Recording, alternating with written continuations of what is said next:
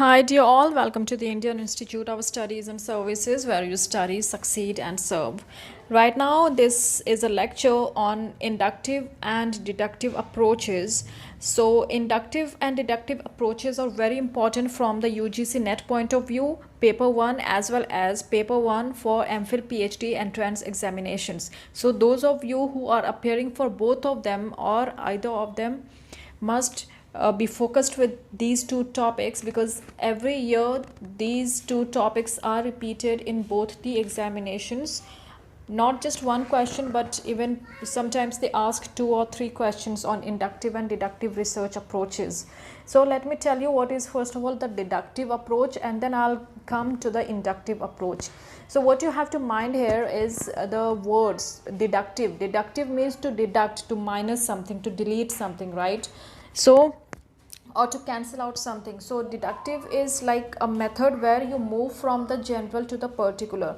Do remember, deductive approach is the method in which you move from the general to the particular, means from the common to the uncommon, from a large number to the to a particular number. For example, you just want to do a survey on the number of women who go for higher studies in a particular city like New Delhi. Okay, so for that purpose you cannot go to each and every women. So you will just select a particular age group, say the women from the age group of 30 to 35.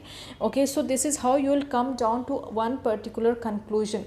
Since you cannot, as a single person, as a single researcher, you cannot cover up all the millions of women living in the city of New Delhi. So you will, as a researcher, obviously select a particular group of women from whom you can ask questions or take your survey, right? So in order to do that, you will reduce the number, millions of numbers, to a few hundreds numbers, say 100, 200 or 500, depending on your capacity to take the survey. You will reduce the number, and in order to reduce the number, you will just find some age group or some other criteria, like you will take up only the married women, right? Or you will take up the locality, those who live in the South Delhi or the North Delhi, something like that. So in order to do this survey on the number of female residents or the women in New Delhi who go for higher studies, you will find out some particular criteria to take up the survey, right?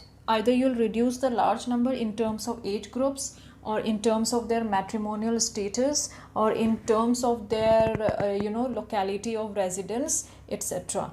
So deductive approach, mind you, is from the general to the particular, a movement from the general or a large number to the particular, and this is the key word for your UGC-Net examination. Now come to the inductive approach. In inductive approach, you include the things. Inductive, so from IN, just remember, you include the things.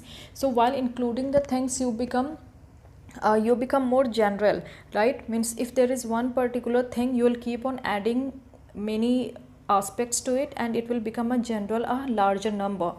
Okay, so this is called inductive approach. So inductive approach is basically used in, say, classroom teaching. Okay, when one particular introduction is given, that introduction on a particular topic. For example, I gave you the introduction on teaching method. Okay, so it was just an introduction of 2 or 3 minutes, but in the introduction I did not cover all the general points or all the hundreds of points that should be covered.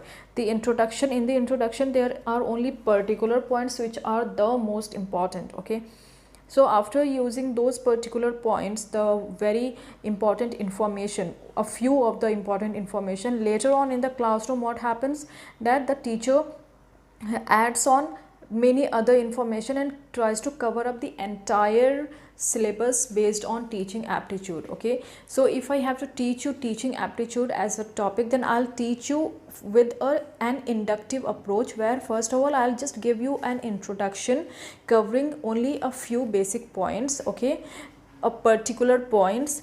Then I'll move to the general and common larger points in the teaching field or the field of teaching method. Okay, so this is about inductive approach and deductive approach. Do remember these because these are the most frequently asked questions in UGC-Net examination, plus for those who are appearing for MPhil PhD entrance tests paper 1, right? So for more lectures, do register with us. You have our contact numbers and email IDs to register so that you can cover up all the 10 units of UGC-Net. This was the Indian Institute of Studies and Services. Take care. Bye-bye.